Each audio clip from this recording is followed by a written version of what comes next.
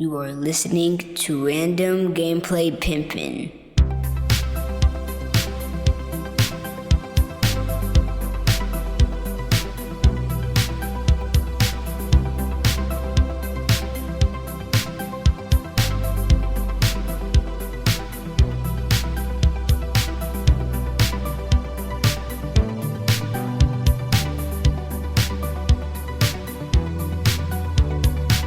What is going down? What is going down? It is your boy, Studio MacGyver, and you are listening to Random Gameplay Pimpin. Welcome to the show, guys. If you're new to the podcast, welcome to the show. If you're into anime, nerd culture, and most importantly, video games, you come to the right place because we talk about all of that shit here. This is podcast episode number 351, and we got a special one today. Going to talk about a Sony State of Play, my anime watch list, of course, and some Final Fantasy news. And please don't get it twisted because we are definitely going to tackle Granblue Fantasy Relink. Yeah. So without further ado, guys, let's get into it. First, I want to start off with my anime watch list. It's very short, very sweet. And I watched, of course, Solo Leveling, which is getting better and better as I watch this anime. But anyway, the other anime I watched was actually something that I've rewatched, and that's because I finally got my girlfriend to join the fun and watch something in my world, okay?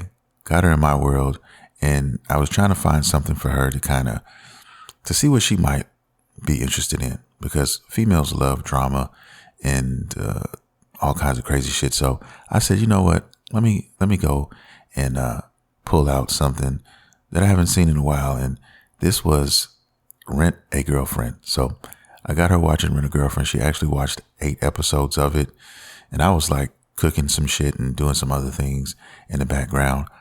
I didn't really have to watch it verbatim because I already seen it.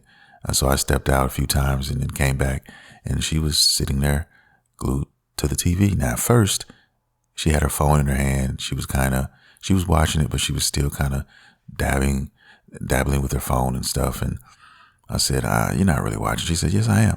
And then after a couple episodes, the phone was gone. And then she was just straight up asking me questions. And I said, okay, I think I got her. So I think she's intrigued now. I think now she'll give anime a bigger shot, may have some questions. Hey, well, what about this one? Or what about that one? So waiting for her to finish this one and then kind of see where it goes from there. And I'll keep you guys posted on that. But I thought it was pretty interesting, to say the least. But that's the anime watch list. We got that out of the way. And now I want to talk about this trailer that was awesomely put together. I don't think I've seen another trailer based on a game before. And it actually had me fooled and a lot of other people as well. And it's the game that a lot of people have been talking about. And it goes by the name of Phantom Blade Zero. And if you haven't seen the trailer for this game, you need to check it out. It's multiple trailers now because, like I said before, they put a new one out. And this is a fucking amazing looking game. I can't wait for this to come out. It's a action, Dark Souls / I don't even know what to call it. I know it's an action RPG, to say the least. And it just looks awesome, looks breathtaking. And the mechanics on it is something that I've not really seen before in some of the combat, where you can kind of duck and hide behind walls and shit like that. So you just got to check it out. But anyway, they put out a new trailer, okay? And it was basically an anime trailer, okay? So they said, yo, let's get together. Let's make an anime trailer. Let's make everybody think this shit is an anime, okay? It starts off with these two badasses going at it, and then it kind of gives you kind of like a screenshot, or not a screenshot, kind of like they go back in time to where they were kids. Kind of reminds me of the Kakashi and Obito fight in Naruto, if that makes any sense or if that rings a bell. And if you haven't seen Naruto, I don't know what you're doing with your life. But anyway, that's another conversation. But anyway, yeah, that trailer looks awesome though. And everybody thought it was an anime. And then upon further review, at the end of the trailer, they actually show the end game, a little bit of in-game footage. and they let us know that, yo, this is just something we put together for this game. So for someone to put in, like I said, this anime looked top tier. Like, I don't know who was doing the animation and all that, but it was fucking top tier. And it just shows you that they're really putting all their eggs into this basket when it comes to this game. Now, they said we're going to get more information later on, and possibly people are talking about possibly getting a demo. I keep hearing demo about this game, and I hope that's true. It looks to be 2024. Okay, this looks to be a 2024 release. I did cover this game before, and I can't remember if we actually got a release date window or not. It's been a while, but I'm thinking it's 2024. If not, why give us this trailer? Why, get our appetites all, tantalized for that? You know what I mean? So hopefully we get more information, and I'm sure that I will be talking about it and giving you guys the skinny on that shit for real. Trust me, because that for me is going to be a day one buy. Now let's get into the meat and potatoes of this show that I kind of want to discuss with you guys, and that is the Sony State of Play. Their first State of Play in 2024, and they did a pretty good job. Okay, there's a lot of games here that, like I said, don't necessarily appeal to me per se, but may to others. And I want to talk about some of those things. All right. And let's start off with Dave the Diver. I've talked about this game on numerous occasions. This game here is an awesome game. It's out for PC and Switch, but now it is, I guess, going to be out for PlayStation 5 now. And I think PlayStation 4 as well. But yeah, they had a trailer basically letting everybody know, yes, it's coming to Sony, so get ready for that. So I knew it was only a matter of time before some of these other games come to the Sony platform. Of course, we're not going to get them all, and that's just the nature of the beast. And that's cool too, because you can say that for any said system. But that's coming. So get excited for that, guys, if you don't have any other platforms to play it on, or you're interested, or you were interested in this game. The next game on the list is Death Stranding 2 on the beach. All right. Now, I was never really a guy who was into the Death Stranding type of thing. I know Hideo Kojima is a genius in his own right, and he's gonna march to the beat of his own drum. And it was an acquired taste, the first game, but the story was very interesting. Okay, it was very intriguing. If it was a movie, I would have seen it. Put it like that. And this one seems just as crazy. Some of the scenes, I have no way to explain it to you guys, but it definitely looks interesting. Okay. Now this one, this second rendition, to me, it seems like they're going a little bit more action based, if that makes any sense. Now I could be wrong, but that's what I'm gathering from this. And if that's true, that's a good thing. Okay. Because a lot of people deem this game, the first one, shall I say, a walking simulator. All right. And it turned off a lot of people. But there's some people who are very intrigued by this world, this universe, who are huge Hideo Kojima fans, and they just wanted anything that this guy spit out. Kind of like me being a fan of Yoko Taro, and whatever he usually puts out, I'm trying to get a taste of it console-wise. I know he's done mobile games and things like that. I don't really fuck with mobile games, but as far as his games, period, other than that, like console-based games, I am a super fan. Okay, I love his games.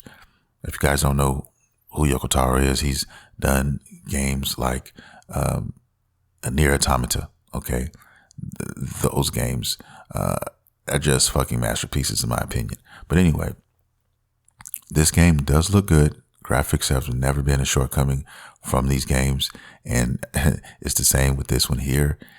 And I'm really interested to see how this is going to turn out. All right. And he's got a lot of things in his basket. He's got a lot of things in his bag, and he's been working on. So it's going to be very interesting to see what he comes up with, not just Death Stranding 2, but other things as well.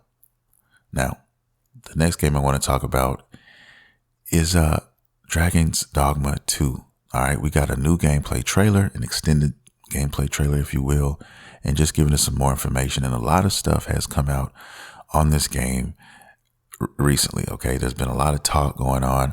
There's been a lot of people who are not happy with the direction that the game is going. If I'm being honest, I kind of scratched my head on this one as well, because I'm really looking forward to Dragon's Dogma 2, guys.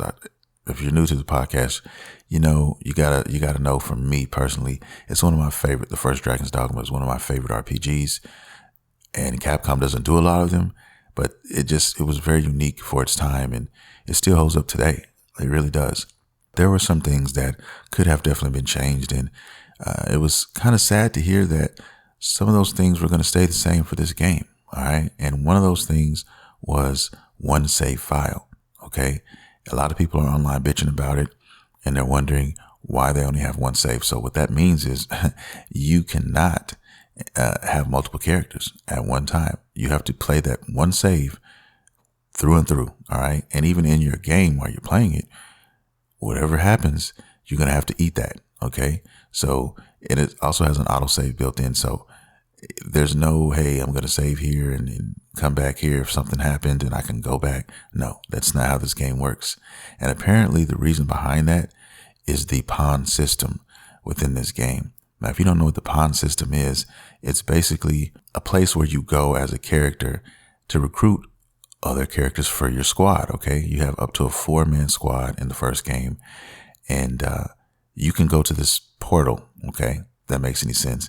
And you can go shop around for help. Okay. You may want a mage on your team, or you may need one for healing purposes, or you may want a warrior who can tank a lot of damage and, give you time to cast spells or shoot them from a distance with an arrow or something. And you can go and actually seek out these quote unquote pawns. Okay. And these pawns are actually based on other players' characters who have went through the world of Dragon's Dogma. Okay, so say I had a character, a pawn with me, right? And he or she went through the game with me, right? And over time, someone else may pick up the game and play it, and they may be searching for a mage, so to speak, and they may find my actual character that I made, okay, my mage, in that portal, okay, and that mage is going with that said player, right, through his journey. And the cool thing about the pawn system is whatever those characters go through, whatever those characters see or learn, they actually give that information and knowledge to the new player. So say with me, we encountered this dragon in a certain area. Well, when you approach that area with another player and they have my pawn equipped with them, my pawn will say something like, hey, there's a dragon over here in this area. We've actually fought a dragon over here at one point in time. So be careful and tread lightly. So that's kind of an idea of how the pawn system works. And apparently that is a big issue with having multiple saves and why they weren't able to do it with the first game. And apparently it's rolled over into this game here after all these years. And I guess they haven't found a way to circumvent that shit. So that is going to be an issue for some people. Me personally, I don't have an issue with it, to be honest with you. Yes, it would have been cool to have multiple saves or whatever, but it is what it is. It's not going to deter me from playing this game day one. Please believe that. And also, a lot of people are bitching about the 30 frames per second. Okay, the 30 FPS. A lot of people are bitching about that. And that's an acquired taste as well. And it depends on who you are. Okay. If you play any game, okay, let's say it's a 30 frame per second game and you just got off of a game that was 60 frames, right? And you jump on this, you may notice a little bit at first, but then as your eyes adjust to that 30 FPS, then you will not notice it anymore, if that makes any sense. Okay. Maybe I say 20 or 30 minutes of gameplay, you won't notice it anymore. Okay. Your eyes will adjust to it. That's how I look at it. And I don't really care, to be honest, if it's 30 frames. I just want a great game, a great experience. And most people feel the same way, but there are some out there who don't agree with that and who are talking about, well, it's 2024 now. And, a lot of games are 60 frames at least. And these systems are supposed to be this and that, and they should be able to take care of that. And, you could argue that as well. I mean, I'm not going to sit here and lie and say that I haven't thought about that either myself, but still, if you have to ask yourself something and you're staring at yourself in the mirror and you can't lie to yourself and somebody says, hey, are you going to get Dragon's Dogma on day one? I'm not going to lie to myself and say no. I'm still picking that shit up. So let's get that out of the way. I'm not going to worry about that. But that's what two of the biggest gripes are. Now, we did get a beautiful surprise recently, right actually before I started recording this, and that is we're going to get a photo mode. So that's new from Dragon's Dogma, and I'm really looking forward to that one. It was on Twitter, and they gave us a picture. There was an image of the actual photo mode in works, and it looks to be pretty in-depth as well. So I'm very excited about the photo mode here, and I can see people doing a lot of dope things with it moving forward. So that's a cool thing. And also the 60, 30 frames per second thing is a rumor right now. Could it be true? Yes. I'd just say get your minds ready for that. And if we do get maybe a performance option, then, hey, that's just a cherry on top. Okay. So in my mind, I'm just going to say, it's going to be 30 frames. Looking forward to the game. It's going to be awesome, guys. I just know it is. If you haven't played the first one, you should definitely do that. But we'll know everything we need to know before March 22nd when the game releases. All right. Now, next game I want to talk about is Helldivers 2. And this game looks awesome. I'm not going to candy coat it. It really does. I would like to play it, but it's an online only game. I know my friend is getting the game. I'm going to just sit back and maybe do some share play with him like he did with me earlier with Granblue Fantasy. And I'm going to, see what it does. The graphics look awesome. I love the new approach. If you don't know about Helldivers, the original game, it was like a top-down kind of view. And it did great things. And they wanted to change it up with this one here. And it's online only. And it's just, I feel some type of way about the online only thing. All right. IGN just did a piece on it. That they did a preview. They've been playing it, and they said that they enjoyed it. They said that it was a cool experience. The only thing that they really worry about is the repetitiveness after a certain amount of time. I want to say they said 3 or 4 hours, and then you've pretty much seen what you're going to see in this game. It's randomly generated. The stages are, but once you see a few of them, you just know, okay, it's the same thing. It's just switched up a little bit. So we'll see. We'll see what happens. We'll see how much time they put into this game, because whenever you have online games, you're going to have to keep feeding the block. They purposely hold things back so that they can kind of feed it to you slowly, over time. All right. Maybe different skins, maybe different things, and it's one of those games where the more you play, you unlock things over time. And, it's going to be interesting to see how that happens, how that progression works with this game, and I think it's only like $40. It's like a $40 game, which isn't that bad, for an online only game. And it's cool, but it is what it is. I'm going to definitely check it out through a friend, and then we'll see what happens there, because there's just so many things going on in February, guys. This comes out, I want to say it comes out very soon. And within the next couple of weeks, Helldivers is coming out. So yeah, we're going to see. We're definitely going to take a gander at that and see what happens. But anyway, moving on to the next game. And it's a game called Judas, if that makes any sense. Now, I think this game is made by some of the same people who have done the BioShock series, if I'm not mistaken. It definitely looked interesting, to say the least. It looks to be a first-person shooter, okay? And I don't play a lot of first-person shooters, guys, but it definitely has that BioShock DNA to it. And it definitely has me curious about the game. Now, I'm not going to buy it day one because I haven't seen enough on it and I don't know too much about it. But, I'm definitely going to keep my eye on this game, okay? I don't think it's coming out anytime soon. They just wanted us to kind of take a look at it, but there's no release date or anything like that. So they wanted just to give us a preview, and they did that, and it looked pretty good, just keeping it real.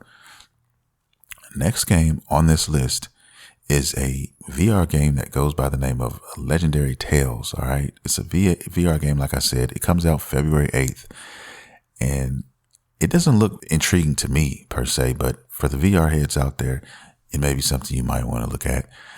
I just personally don't think that VR is there yet as far as technology and how they make the games as far as the immersion is concerned. I'm sure it's somewhat immersive at first, but there's a line to be drawn here.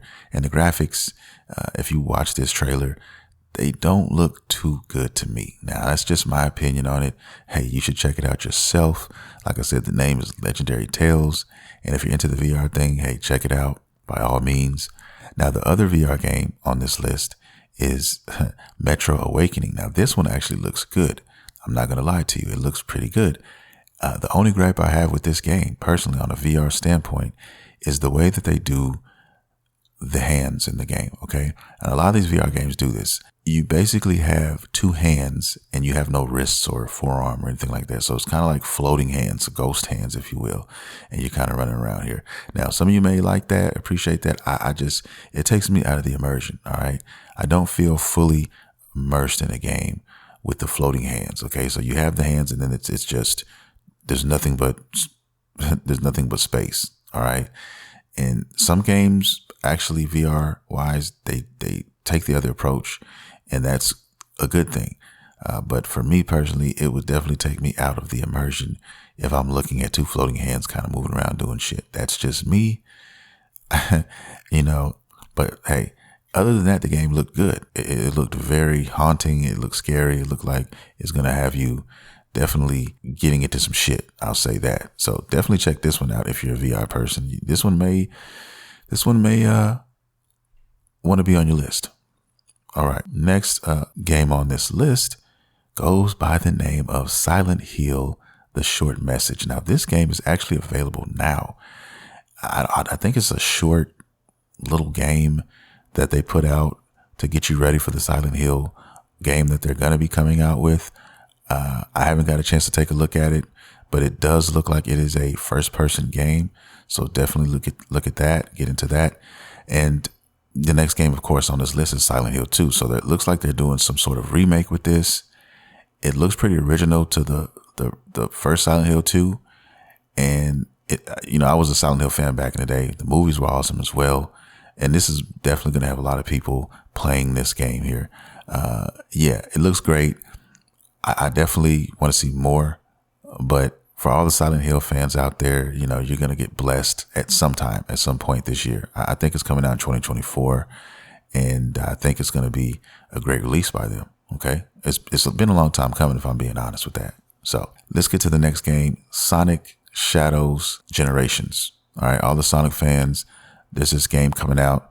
It was a quick trailer. We don't really know what the gameplay entails or anything like that, but it's a thing and it's coming out. So if you're a Sonic fan, get ready for that one. I just wanted to glaze over that really quickly. And then the next game on this list is a game that goes by the name of V Rising. Now, this to me looks like you play a vampire for sure. All right. And it's an action RPG. And if I have to describe the way the game plays, think of like a Diablo style. Okay. The top down at a slight angle, Diablo style gameplay. Shit looks pretty good. Okay. It looks good. You can compare it to, like I said before, that Diablo style. And I can see this definitely appealing to a lot of people. I have to see more though. I don't know how in depth it's going to be. And, there's a lot of those fans out there, the Diablo guys, and they may have something to say about this. Okay. Upon further review. So we'll wait. We'll let some time go by. And then we will see where this goes. Okay. Yeah. All right. Next game on the list is Until Dawn. Now they're doing a definitive edition, I guess, if you want to put a name behind that. And this is coming to PC and PS5. And it was a good game. It was a good game, but I don't know why they're redoing this one. I mean, the game looked pretty good as it was. I don't see too many things changing with this definitive edition, but they're making it. And I want to say the game is free right now. If you're a member of the PlayStation, if you signed up to your monthly PlayStation thing, I think it's free if you got the subscription. So if you haven't played it, you can just go play that one. And I think that will be good enough. I mean, I don't understand why Sony does this a lot. They make a lot of these fucking remakes, or I understand remake, but definitive editions on a lot of games that don't really need them, like The Last of Us, what they did with that and everything. It just doesn't make sense. Even the remaster of The Last of Us, which is dope. Please don't get it twisted. I love what they added to it, but as far as graphics and trying to do all that, it doesn't really call for it. It doesn't make any sense to me personally. But hey, you can't hold a gun to their head to make them do what you want. They're gonna do what they want, and that's just the nature of the beast, right? So it is what it fucking is. But yeah, that was Until Dawn. All right. Now the last game on this list is Triple Z, better known as Zenless Zone Zero. Now this is an anime. I want to say anime gotcha game. I don't know what this is. I still don't know. All right. Apparently, this game is coming to PlayStation 5. I think it's an Android game, a phone game. There's a lot of things in the air with this game. The graphics look fucking amazing. The gameplay looks fucking amazing. Okay. But I have to know more about this game before I kind of put my stamp on it.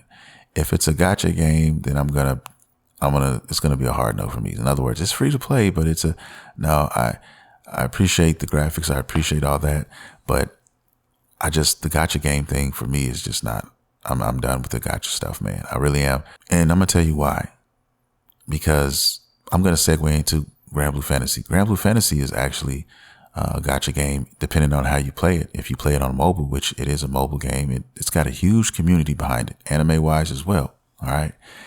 And it's a gacha thing. But what if you take something that was a gacha game and you made it into an actual game where you pay for it and you have multiple characters and you get them like that? So you get an option to pick the characters you want to pick and play with.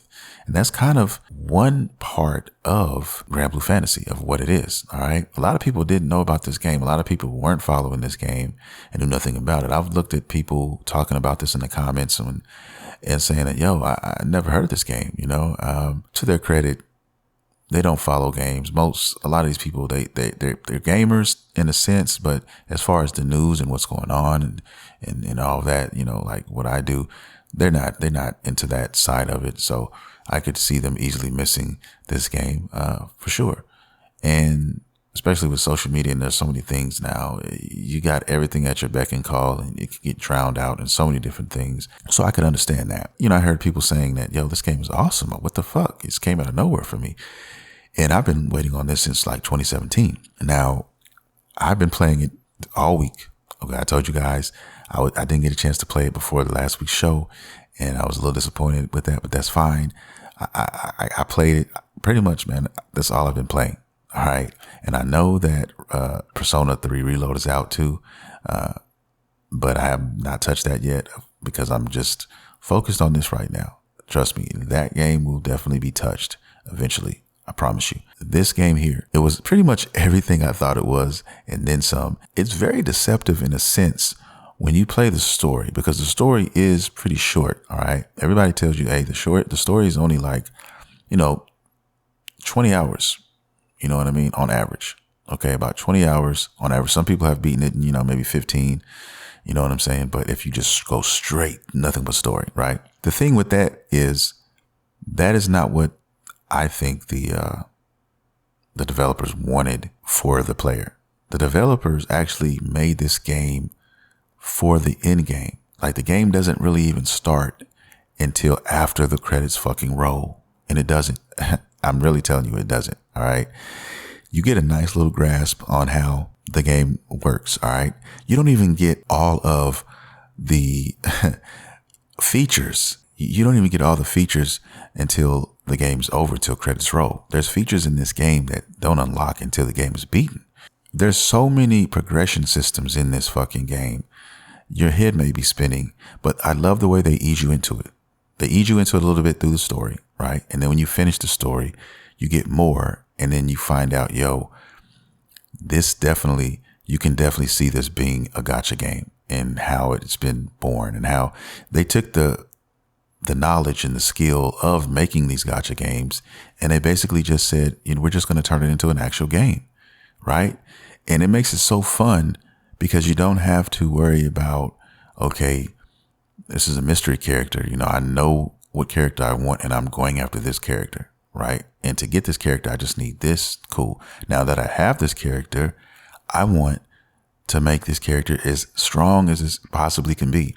So I'm going to go out and get all these items and take all these missions and quests to get said items for this character to upgrade them and make them the most powerful character I can. And then I'm going to move on to my next character and so on and so forth and make a dope team, right? Because you have a team of 4. Now you could go out there with one character and tackle these missions if you want to. A lot of people do that online. They do that to show off their characters. Hey, I got this awesome so-and-so character, okay? And I'm going to take him or her out here and go up against a boss solo and show you how strong this character is now. And that's what's so cool about this game. You can make a 2-man team, 3 or 4. And the difficulty definitely ramps up. Like I said, after endgame, you unlock hard mode, then you unlock very hard mode, and then there's like a maniac mode or some shit. There's modes. I'm not there yet. I think I'm on very hard right now. I think there's 2 modes after that. Okay.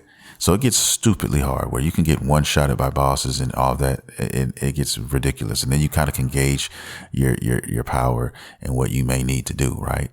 And you don't even get all the abilities and things for your character until you get that far in the game and you start unlocking other things, right? And your character gets stronger and stronger and you get to do different things. It's an amazing fucking game, guys. I'm telling you right now. And I unlocked this character after the end game by the name of ID. And that is my favorite character in this game. All right. I love this guy, man. He is awesome. He actually has a Super Saiyan kind of mode where he can kind of transform into this this half dragon type of character, man. And he goes ape shit crazy. But even before his transformation, he's an awesome character. Like his whole thing is just damage and rage. And it's just, oh man, it's so ridiculous. But even, the characters that I thought that I went into the demo playing with, I thought were going to be some of my favorites. They're still cool. Don't get me wrong. But some of my favorites ended up being some of the original members. And it is a character like I'm not going to spoil the story for you. Just play the story and you'll understand more about this character. And he's an awesome character, man. So play him. But the original character, Grant, like the captain of the team, the ship, whatever you want to call it, like that guy there is an awesome character as well. Like he's one of my favorite characters. Believe it or not, his combo strings are awesome. He can do everything, man. He can play support. He can debuff enemies. He can buff his team, with higher attack percentages, and he can actually revive his team. He can heal the team. Like he can defensively buff your team. Like this dude is amazing, and he can fucking be a tank. He can be tanky if he wants, and to be a damage character. So he's an all around perfect character. Like they made him, man, I love this guy too. So he's like my sidekick. But then I have to have a gunner. Okay. Somebody that can sit in the back who's just a cool ass dude and just loves shooting shit. Right. And that's Rackham for me. Rackham is another one of my top favorites right here. And he's just an awesome character, man. He does a lot of damage as well, and he can do it from afar. That's what makes him awesome. He can just sit back and just start plucking away at that fucking gun, and he's an awesome character. So that's another character that is like my A team on the A team. And then I have to go with Cagliostro, all right, the female alchemist. She is a badass. She's a lot of people's favorites because she's a dope support character, and she can revive and she can heal as well. Her moveset is crazy because she's like a mage, but she can fight up close. Okay. Her combo strings are like, she can fight up close and summon shit, and she's just awesome as well. So those are my main favorite 4. Those are my favorite 4 characters in the game. And that's my A team right there. There's a couple other characters like EO, and I was calling her Low. I don't know what the fuck I was calling her Low for because I thought it was an L, but it was a fucking I. I'm so fucking dumb sometimes. But yeah, her name is pronounced EO, not Low. I'm like, why would they call her Low? But anyway, EO is another cool character. She can sit back and just cast shit. And her weakness, though, to me kind of is when you're fighting these bosses who don't sit still, it's going to be hard to kind of cast her spells sometimes. And for her, it would be like, when you get a break on an opponent or enemy, and a break is basically when you stun them and they're down for a considerable amount of time, basically, then you would pull her out and you would have her just unleash hella damage on these enemies, right? And she's dope. I like her, and a lot of her moves are pretty cool. So she's another one that I really like, and I played with her on the demo a little bit. And like I said, guys, the demo doesn't no justice. They just give you a small taste of what you can do with these characters. I mean, give you a perfect example. A lot of these characters have charged attacks. All right. You know, you have to sit there and charge it before you can use your moves, right? I was getting my ass kicked because I'm trying to charge these moves and I keep getting knocked out of my charge. I'm like, yo, I have no armor. I have, it'd be cool to have some armor with this so I can actually charge it and get my shit off, right? And that's when you come to sigils. That's where sigils come into play. Now, sigils are these things that you unlock throughout the game. When you play, you progress, you do missions and stuff, they'll give you these as rewards, right? And there's different tiers. So say you get something called health. I have a health sigil. Okay. So there's different tiers. So you may get one that's rank 3. All right. And rank 3 is a small one. It's a minute one. Okay. Yeah. You might get like 200 extra health for this. Right. But there's ones out there that are actually super OP. When you get late game and you might find a level 10. Oh, what's this? A few thousand extra health. Cool. And now you can actually take that one and upgrade it. You could take it to a fucking shop and they will, for a certain price, okay, certain items that you earn throughout your game or whatever, you can actually take those things that you get and you can upgrade that to a higher level. Okay. Each character has a number of sigils that they can carry. And as you progress through the game, you unlock more sigil slots for your character. And I think it's around 10 to 12. It's a lot. You can hold a lot of fucking sigils, right? And make that perfect character. Now, the crazy thing is the sigils themselves are numerous. Like I have not unlocked all of that. I keep finding new ones as I keep playing, and I'm probably going to continue to do that, right? There's so many different ones. So there's health, there's defense, there's everything in between. There's extra attack power. There's a charge time. You can get one that increases the time, makes your charge time a lot shorter.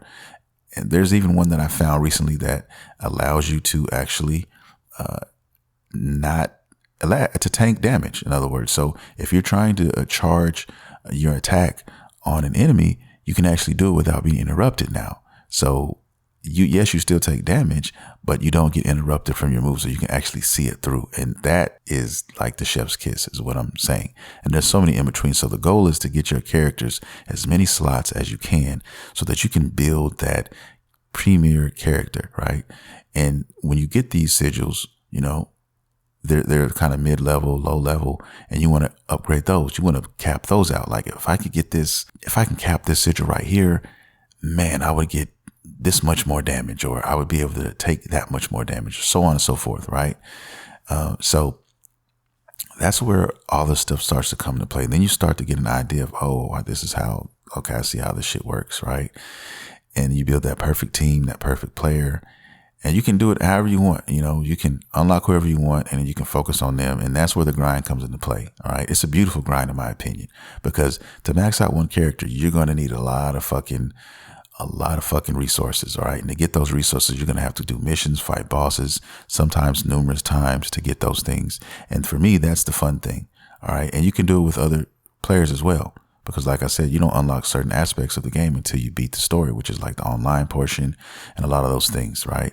So you can go online with people and you can go after things and continue to do missions and just farm for certain items that you want and then come back and you're leveling up at the same time.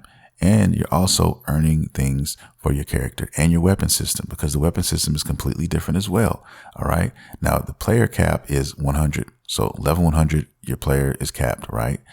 And you also have weapon system, and your weapons are actually capped at 150. And there's different weapons. So each character has multiple weapons and they do different things. All right. And each weapon can be capped at 150. Now, the beautiful thing about that is this game encourages you to collect different weapons. Now, an average person may think, oh, well, if I get all these weapons, look at these cool stats on this weapon. Once I swap out the weapon, it'll be doing something else, right? But the cool thing about this game is if you are playing a character and you collect 3 weapons for this character, right?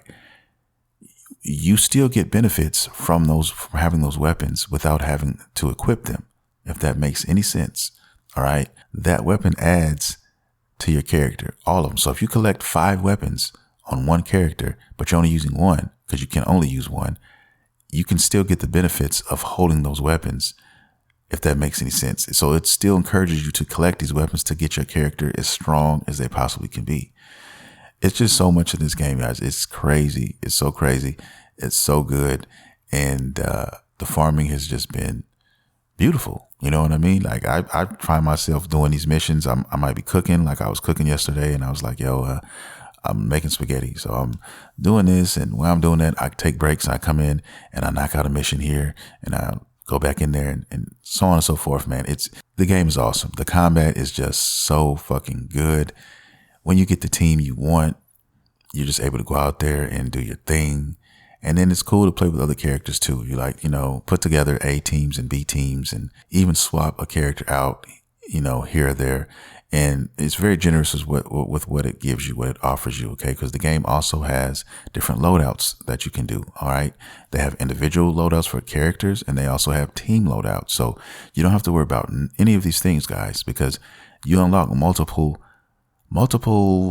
special abilities for each character, but they can only hold 4 at one time. So you may want a character like Gran, for instance, to be a support character, more so if you're not controlling him. But then if you are playing as him, you want him to maybe be a more of an offensive character. So you change out some of his things for more offensive based attacks as opposed to, defense and support, right? So you can tailor all of this to your liking. So you could have 2 or 3 different characters or 2 or 3 different loadouts for one character. And it's awesome. And the same thing for teams. And I actually have that. So I have a build or a team when I'm not controlling Gran, when I have another character and he's my support guy, and I have someone I want to play as him. And then I change his shit up slightly and we go from there. So the game is, I'm telling you, man, it is awesome. It's so good. Love it to fucking death. And we're only going to get more. We're going to get updates. We're going to get new characters. Okay. As the DLCs and stuff come down the line. It's amazing, man. That's all I'll say. It's amazing, and it must be played. All right. I unlocked this color recently, this black color. So you get like 4 or 5 different alternate colors for your character as you progress through the game. And if you do a little bit more, you unlock more. So they have this like all black and they have this all white. Forgive the background noise, guys. We live close to like a fire station, so you're going to hear shit sometimes periodically. I'll do my best to edit it, but it is what it is when you're trying to podcast sometimes. It's just the nature of the fucking beast. But anyway, yeah, man, this game has it all right? If you're into the action RPG type of thing and you want a decent story, which this game actually gives you that as well, you actually have lore on each character. You have even special quests you can take with that said character. So if you're trying to update, you can actually go to this other page and you can kind of go and take a look at their backstory. They'll give you bits and pieces of their backstory. And then as you progress so far on that backstory, there's an occasional mission that you have to play with that character, right?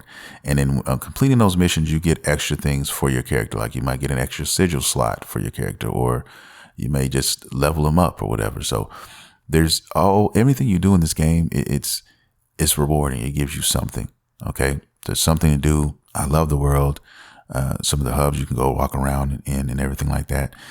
It's just a really well put together game and universe and world, if that makes any sense. So yeah, I highly recommend this game to anyone who's an RPG fan, an action RPG fan, especially. You got to go get this game. You got to play it, pick it up. I'm looking for people in Discord to play with. Check out my Discord on YouTube, guys, and at Random Gameplay Pimpin, and let's do some stuff, man. I haven't even been online yet. I'm still working on my characters. I have a few that I'm doing. Like I said, ID, like that's my guy. I'm working on him. I want him just to be he's a fucking monster. I'm telling, literally speaking, dude is a goddamn monster. Oh my God. His backstory is pretty dope too. So I'm not going to like give it away or anything. You guys definitely want to check it out and just play the game, man. And it's only $60. The game is only $60. It's not even a $70 game like I thought it was. I thought this game was going to be $75 after taxes, but it's a $60 game. So I'm speechless. I don't even know what else to say. Okay. Pick it up, play that shit. All right. And I'll leave it at that. That's going to do it for the show. I want to thank everybody for coming out, downloading, streaming, listening to the podcast, man. And I love you. All my OG listeners, man. You know how I feel. I love you dearly. All my newcomers, man. Welcome to the family. I hope to see you again. We do this every Monday. Same bat time, same bat channel. Don't forget, check out all of my handles, guys. All right. Check me out on Instagram at Studio MacGyver. Check me out on Twitter. I don't call it X. I call it Twitter still, at Studio MacGyver as well. You get a lot of information, a lot of awesome news and gaming and anime over there from your boy. And then last but not least, of course, check out the YouTube channel, baby, please. And the TikTok at Random Gameplay Pimpin. All right. And if you haven't subscribed, please do so. Content pretty much every day on there. There's a lot of gameplay trailers. A lot of trailers going to be coming up soon on that channel. So definitely be looking out for that, especially all the stuff that happened recently at the Sony State of Play and then some. So yeah, check those out, guys. And yeah, I'm going to get out of here. I'll be back. I'll definitely be back Monday. So I'll see you guys then. I love you guys so much. And I'm out. This is your boy, Studio MacGyver, and you have been listening to Random Gameplay Pimpin'. See you next time.